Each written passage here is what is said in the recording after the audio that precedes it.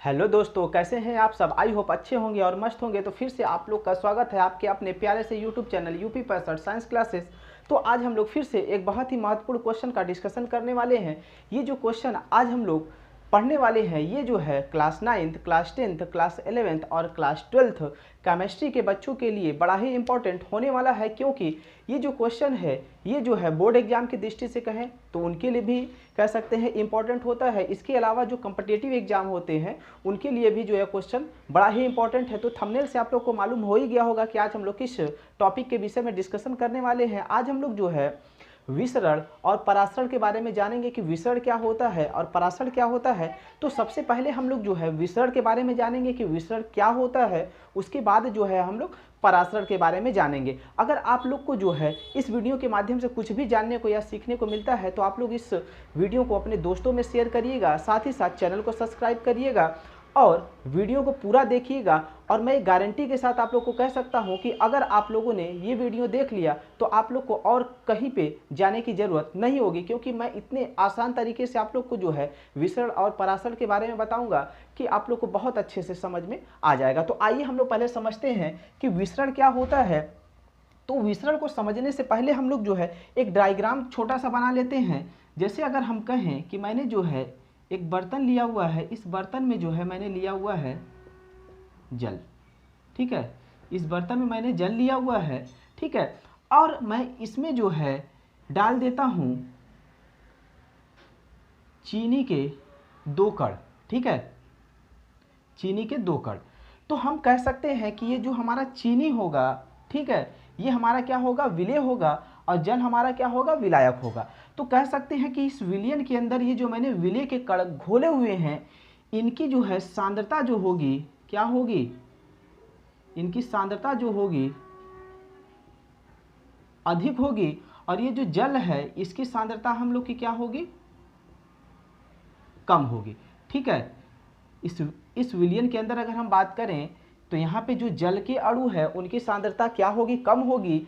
और ये जो मैंने यहाँ पे जो ये चीनी के जो मैंने कण लिए हुए हैं इनकी सांद्रता की अगर बात करें तो इनकी सांद्रता क्या होगी, ज़्यादा होगी। तो हम लोग कह सकते हैं कि ये जो चीनी के कण हैं इनका जो कह सकते हैं उच्च सांद्रता है, तो इनको कह सकते हैं कि उच्च सांद्रता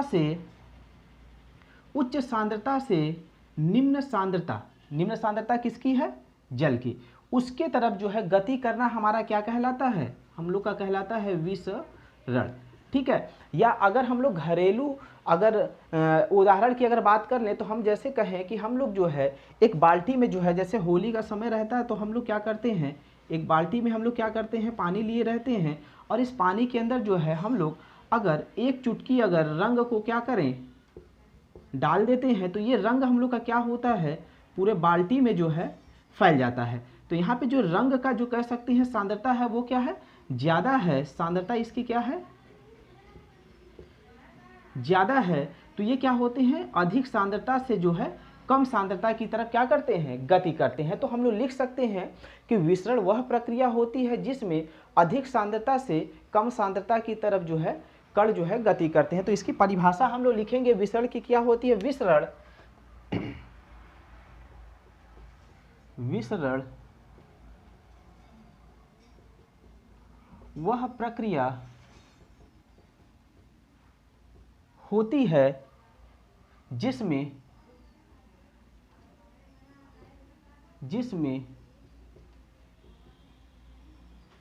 विलेय के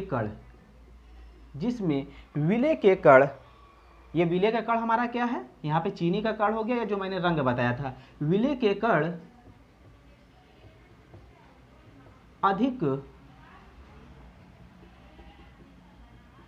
अधिक सांद्रता से कम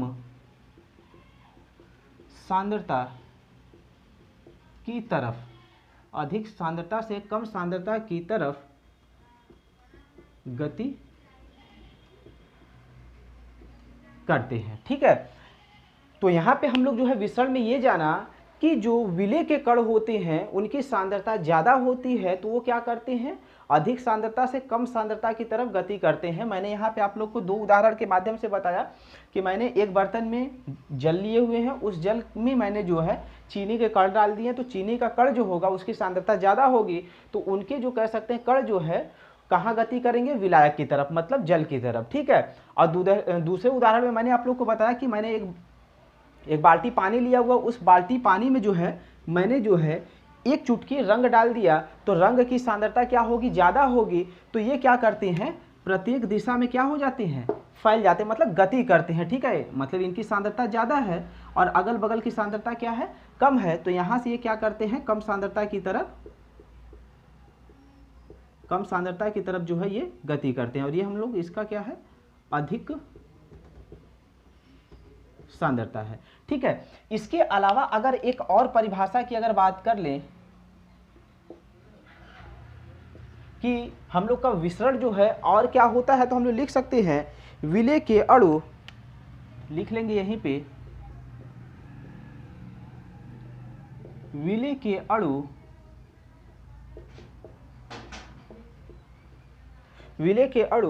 विलयन में चलकर उसके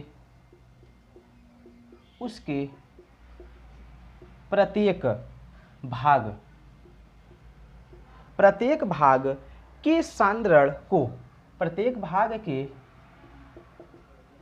सांद्रण को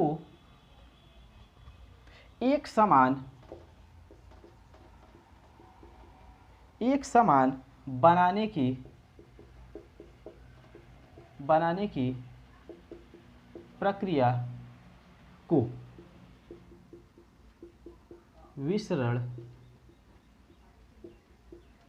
कहते हैं, ठीक है। ये हम लोग की दूसरी परिभाषा होती है कि जो विलेय के कह सकते हैं अणु होते हैं, वो विलयन के अंदर जब जाते हैं तो वो क्या करते हैं, वो विलयन में जो है अपने सांद्रण को क्या कर लेते हैं, मतलब कि विलयन में चल करके उसके प्रत्येक भाग के सांद्रण को एक समान कर देते हैं। जैसे अगर हम इसको भी अगर हम बना लें, जैसे हम कहें कि ये पात्र है, इस पात्र में जो है जल है, ठीक है। इस जल में जो है मैंने कहा कि ये जो है हम लोग का कह सकते हैं विलेय के कण है, ठीक है। विलेय के अणु विलयन के अंदर, ठीक है, विलयन के अंदर चलकर उसके प्रत्येक भाग के, मतलब इनकी जो सांद्रता अगल बगल होगी कम होगी, इसके मुकाबले इसकी सांद्रता क्या होगी, इसकी सांद्रता अधिक होगी, और ये अगल बगल जो है इसकी सांद्रता जो है क्या होगी, कम होगी, ठीक है। तो ये जो हम लोग का विलेय है, ये विलेय हमारा क्या करेगा, अगल बगल जो है जो विलयन की कह सकते हैं भाग हैं, उनमें जो है ये फैल करके क्या कर देते हैं, एक समान कर देते हैं इनकी सांद्रता को। तो इसको हम लोग क्या कहते हैं, इसको हम लोग विसरण कहते हैं, ठीक है। तो ये हम लोग का था विसरण। अब हम लोग अगर बात करें कि परासरण क्या होता है, तो परासरण भी जो है इससे ही एकदम हूबहू मिलता जुलता टॉपिक हम लोग का है परासरण, जिसको हम लोग ऑस्मोसिस कहते हैं, ठीक है। अब इसमें क्या होता है, कि यहाँ पे हम लोग का अधिक सांद्रता से कम सांद्रता की तरफ गति हो रहा था। अब इसमें परासरण में क्या होगा कि कम सांद्रता से अधिक की तरफ जो है गति होगा, ठीक है। जैसे हम लोग लिखेंगे यहाँ पे परासरण में, इसकी परिभाषा हम लोग पहले लिख लेते हैं, विलायक के अणु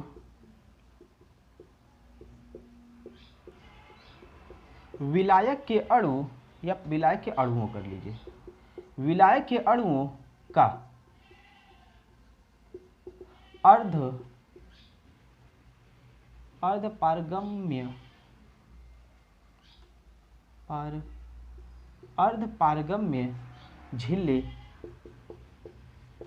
अर्धपारगम्य झिल्ली से गुजार कर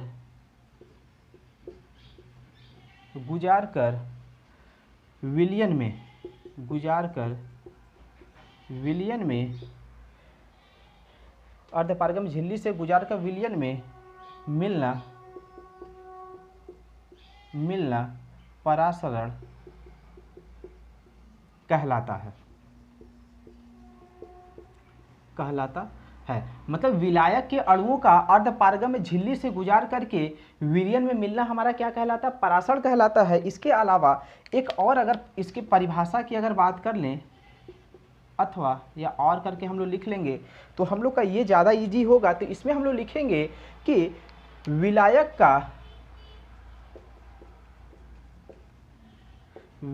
का कम सांद्रता से अधिक सांद्रता के क्षेत्र की तरफ गति करना परासरण कहलाता है। ठीक है, तो ये हम लोग की दूसरी परिभाषा हो गई, ये हम लोग की पहली परिभाषा था। इसमें हम लोग ने क्या जाना कि विलायक का कम सांद्रता से अधिक सांद्रता की तरफ। अगर इसके उदाहरण की हम लोग बात कर लें तो हम लोग जैसे यहाँ पे मैंने जो है एक पात्र बना लिया, इस पात्र में जो है मैंने एक जो है थैला लिया हुआ है, इस थैले में जो है हमने चीनी के जो है कण लिए हुए हैं। ठीक है, और यहाँ पे जो है हम लोग का ये जल है। ठीक है, तो जल हमारा क्या होगा? यहाँ पे विलायक होगा और ये हमारा क्या होगा? विलेय होगा। ठीक है, तो विलेय की जो सांद्रता होगी क्या होगी? ज़्यादा होगी, और यहाँ पे विलायक की सांद्रता क्या होगी?